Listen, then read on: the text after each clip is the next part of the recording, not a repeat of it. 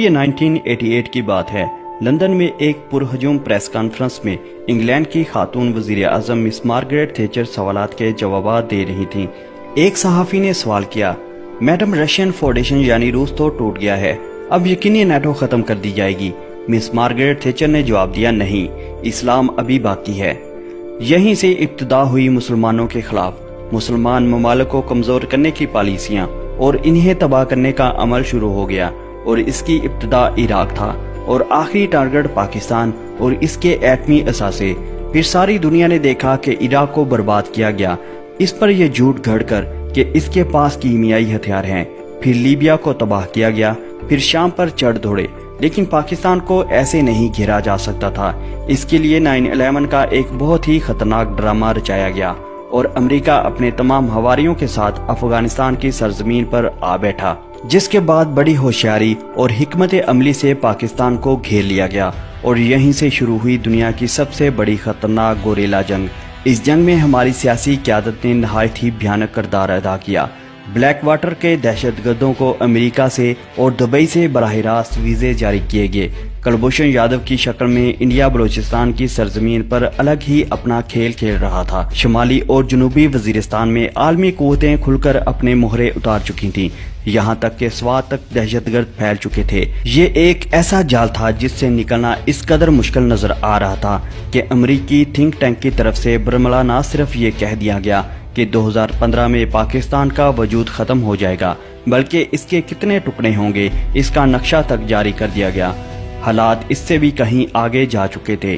یہی وجہ ہے کہ اس وقت کے army chief general Raheel Sharif نے اپنے بیانیے میں کہا کہ اصل خطرہ انڈیا نہیں بلکہ دہشت گرد ہیں۔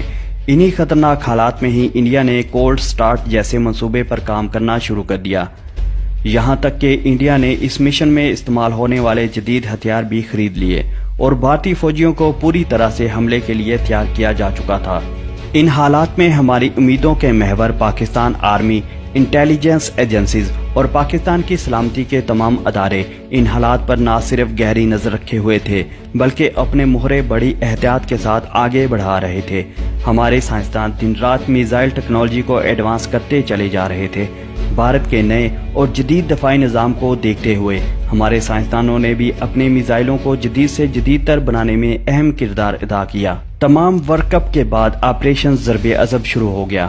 مجاہدین اسلام پاکستان آرمی ان خارجی کتوں اور غیر ملکی طاقتوں کی کٹ پتلیوں پر قہر بن کر ٹوٹ پڑی۔ پھر چشمے فلک نے دیکھا کہ وہ دہشت گرد جو ساری دنیا کو بھگا بھگا کر مار رہے تھے، پاکستان کے شیر دل جوان ان کو بھگا بھگا کر موت کی وادیوں میں بھیج رہے تھے۔ میرے مجاہد آندھیوں کی رفتار سے دشمن کو کاٹتے چلے گئے۔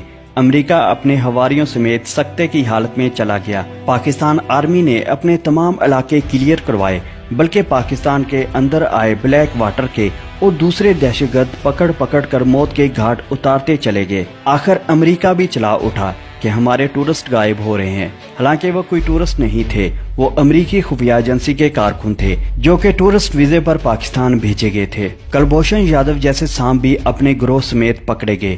یوں پھر سے پاکستان امن کا گہوارہ بننے لگا اور تاریخ میں پہلی بار پاکستان گوریلا وار کا فاتح اعظم بن کر دنیا کے سامنے آیا۔ اب جوابی وار شروع ہے اور دشمن کی چیخوں سے آسمان ہل رہا ہے اور ان کے اوسان اس قدر اڑے ہیں کہ آئے دن پاکستان پر الزامات لگا رہے ہیں۔ منظور پشتین اور اس طرح کی چھوٹی چھوٹی چنگاریاں چھوڑنے کی کوشش کی جا رہی ہے، جو کہ دشمن کی شکست کا واضح ثبوت ہے۔ دشمن جانتا ہے کہ وہ میدان جنگ میں پاکستان کی فوج سے نہیں جیت سکتا، کیونکہ اس فوج کے ساتھ ایک دوسری فوج بھی کھڑی ہے۔ وہ فوج 22 کروڑ کی تعداد میں ہے، جو کہ پاکستان کی عوام کی شکل میں ہے۔ لہٰذا دشمن ایک دوسری جنگ چھیڑ چکا ہے جو کہ سوشل میڈیا کے ذریعے ذہنوں میں لڑی جاتی ہے، مگر دشمن نہیں جانتا کہ پاکستان کی عوام کے ذہنوں میں منظور پشتین جیسے لوگوں کے ذریعے اپنی فوج کے لیے نفرت نہیں بھری جا سکتی۔ آج ہر اس پاکستانی نے ایک اہم کردار ادا کیا ہے اور منظور پشتین کے اس ڈرامے کو محض ایک ڈرامہ قرار دیا ہے۔ یہی وجہ ہے کہ لوگوں کو علم ہونے لگا ہے کہ منظور پشتین جھوٹا انسان ہے، لیکن لوگوں نے اس کے جلسے میں جانا چھوڑ دیا ہے۔ منظور پشتین کے اس خطرناک ڈرامے کو ناکام بنانے میں ان پاکستانیوں کا اہم کردار ہے جو سوشل میڈیا پر، چاہے وہ فیس بک یا ٹویٹر یا یوٹیوب ہو، پاکستانیوں نے یہ جنگ اپنے کمنٹس اور لائکس کی صورت میں لڑی۔ आप समझते होंगे कि कमेंट्स और लाइक्स की सूरत में कैसे जंग लड़ी जा सकती है। जब आप किसी चीज को लाइक करते हो तो असल में आप इस पोस्ट से मुतफिक होते हो, यानी एक पोस्ट जिसमें लिखा गया हो या फिर बताया गया हो या दिखाया गया हो कि मंजूर पश्तीन झूठा इंसान है और पाकिस्तान और इसकी फौज हक पर है से मुतफिक होना दुश्मन के हथकंडों को नाकाम बनाने की एक कोशिश है, जिसमें पाकिस्तान जीत के बहुत करीब पहुंच चुके हैं। अपने किए गए कमेंट्स और लाइक्स को मामूली मत समझें, क्योंकि ये एक ऐसा हथियार है जो 5वीं नस्ल की यानी जहनों में लड़ी जाने वाली जंग में इस्तेमाल होता है। पाक आर्मी जिंदाबाद, पाकिस्तान पाइंदाबाद। हमें अपना फीडबैक